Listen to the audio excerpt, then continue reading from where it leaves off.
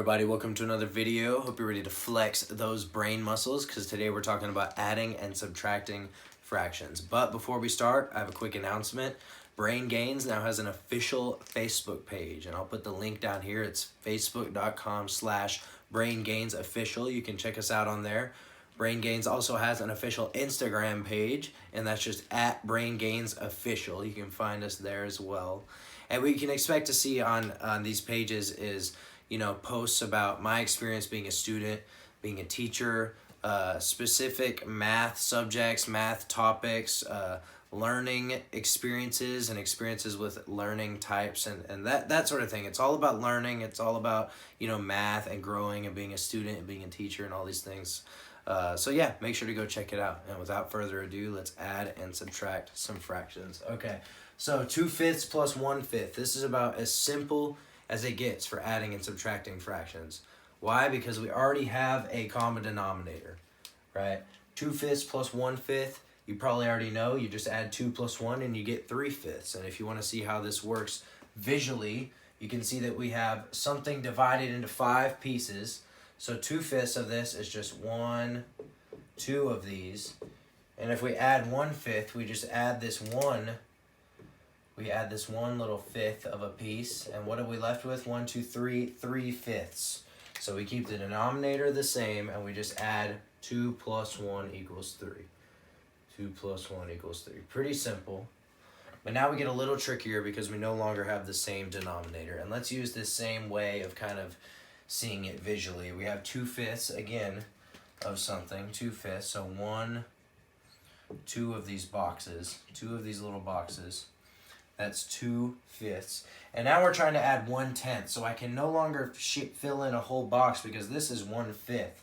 But we're adding 1/10. So now I have to split this up into 10 pieces to see how much 1/10 is, right? So think about if I split this up into 10 pieces. Basically, each 1/5 little box here, we get split in half, right? And I'd have 1, 2, 3, 4, 5, 6, 7, 8, 9, 10 pieces. Now I can add my 1/10. And really what we just did here is we did what? This is basically the process of finding a common denominator, right? We took 2/5 and we turned it into what? 4/10, right? 1, 2, 3, 4.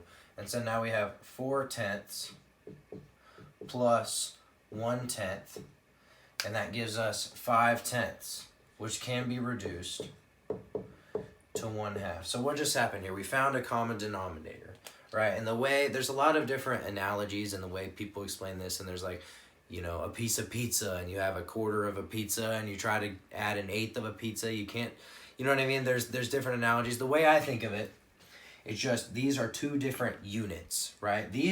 We have 2 of these 1/5 things, and we're trying to add 1 of these 1/10 things, and they won't add because they're not the same unit. It's like trying to add 2 miles plus 2 kilometers, right? Or 2 miles plus 1 kilometer, right? We have to either convert the miles to kilometers and add, and we'll get a kilometer answer, or we have to convert the kilometers to miles and add and get a mile answer. So that's how I think of this, is I have to either convert this to be in tenths, convert this to be in fifths, or convert them both to be in some, over some denominator that's the same, right? So that's the process of finding a common denominator. That's how I think of it. And maybe there's no analogy whatever works for you. And at the end of the day, as long as you remember, okay, adding and subtracting fractions, common denominator, then you're good to go, So let's do a couple more examples. So the first thing we need to do is find the least common denominator. So how do I do that? I list out the multiples of 4 and I list out the multiples of 7, and I find the least common multiple. And what a multiple of 4 means is 4, 8, 12, 16, 20. I just keep adding 4, and these are all multiples of 4. And you can go as far as you want. I'll go ahead and list out. These are the multiples of 4, multiples of 7. I'll go ahead and list these out now. So I have 7, 14, 21, 28. Oh, look. I found my least common multiple. 28, 28, and that is actually ends up being the least common denominator. So if you take the denominators and find the least common multiple, that is the least common denominator. The least common multiple between the two denominators. So if you take your two denominators and you find the least common multiple between those two denominators, that is your least common denominator that you use to add or subtract the fractions. So we got 28 and 28. So we know we need to have 28 on the bottom here. How do we get there? Remember, we have to multiply by something over itself to get this to 28. So really all I have to think of is, what do I multiply 4 by to get 28? And if I want to cheat, I can go look over here and know that it's 1, 2, 3, 4, 5, 6, 7, right? 7 times 4 gives me that 28. So this is going to get multiplied by 7 over 7. And I can do the same thing here. 1, 2, 3, 4. 4 times 7 gives me that 28. So I can multiply by 4 over 4 here. Hopefully y'all can see that. And then what am I left with? 7 over 28.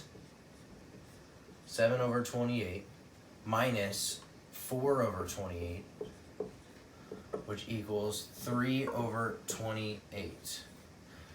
And that cannot be simplified any further. So what did we do? Let's list out the steps of how to add and subtract fractions. First thing, you look at the two denominators, or however many denominators there are. There could be more than two. You look at all the denominators and you find the least common multiple between those denominators. Then that's your least common denominator. And then you find out what you need to multiply these fractions by to get them to have that denominator in the bottom. And then you simply add and subtract it across. So 3 main steps there. Let's go ahead and use this example. Do one more example.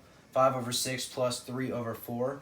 And again, you can always just multiply the two denominators together and use that as a common denominator, but in a lot of cases, that is not the least common denominator, especially in this case. I could use 24, but then I'll end up doing more simplifying, more work, that sort of thing. So we're going to list out the multiples of 6. List out the multiples of 6. So we have 6, 12, 18, 24. And now I'm going to list out the multiples of 4. We have 4, 8, 12. Oh, look what I found. I found the least common multiple. So this 12 is my least common denominator. That's what I'm going to have on the bottom. So what do I multiply 6 by to get to 12? 1, 2. 6 times 2 is 12. So this is going to get multiplied by 2 over 2. And what do I multiply 4 by to get 12? 1, 2, 3, right? So this is going to get multiplied by 3 over 3. And what am I left with? 10 over 12. This becomes 10 over 12. 10 over 12 plus, and what does this become? 9 over 12. And I'm actually left with an improper fraction because it's greater than 1. I have 19 over 12, and that is my answer.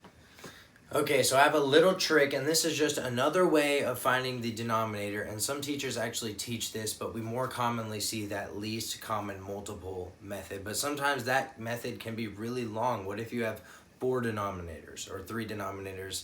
And there's another way to do it. So this is the trick. The least common denominator is always the product of the denominators divided by the greatest common factor of the denominators. So what does this mean? Well, let's see. The product of the denominators is simply the denominators multiplied together. What is the greatest common factor? Well, we have to break down. We have to do a factorization of 4. So think of all the factors of 4. 4 and 1, 2 and 2. And then think of all the factors of 7. And that's just 7 and 1. 7 is prime. And what is the greatest common factor of all those numbers? Well, it's a 1, right? This doesn't have a 4 or a 2. So the 1 is the greatest common factor between these numbers. So what does that mean? We have this, remember this denominator was 28, which is simply the product of the denominators divided by 1, right? So we can see how that lines up with this example. What about this example? Remember this was 12, right? Which is the product of the denominators divided by 2, which happens to be the greatest common factor between these denominators is 2. You can see they're both even. So yeah, that's another way of finding this least common denominator, and sometimes this way is taught versus the least common multiple method, but we're going to see that this way comes in handy with our last example. So examples like this is when that last trick comes in handy, because we can look at these denominators and we can use that least common multiple method where I'm basically going to list out the multiples of 3, 4, and 5. But I can tell you now that the least common denominator between these three is 60. And what you'd end up doing is you'd end up listing 3 out 20 times, 20 multiples of 3. You list this one out, what, 15 times, right? It would be very tedious, but we can look at this and we can see that the greatest common factor between these three numbers is 1.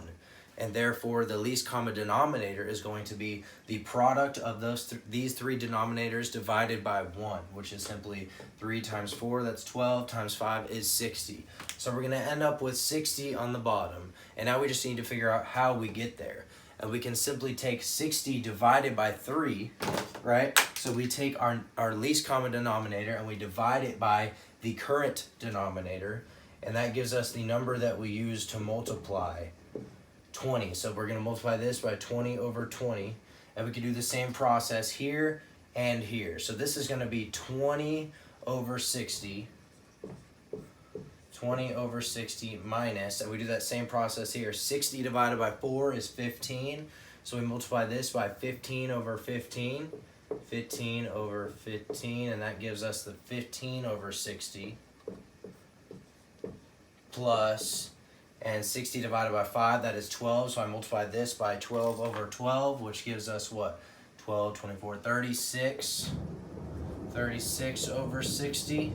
So let's see, now I have to make sure I remember about order of operations. I go from left to right. 20 minus 15, that's 5, plus 36, that is 41 over 60. So I'd say for more complicated problems, I use that second method where you look at the factors of the denominators. And for simpler problems like, 1/7 plus 1/4, that kind of stuff, you can just list out the multiples. However way you want to do it, whatever works for you, that's the way you should do it, the way you understand it. So I hope you enjoyed. Leave comments and questions below and keep making those brain gains. See you later.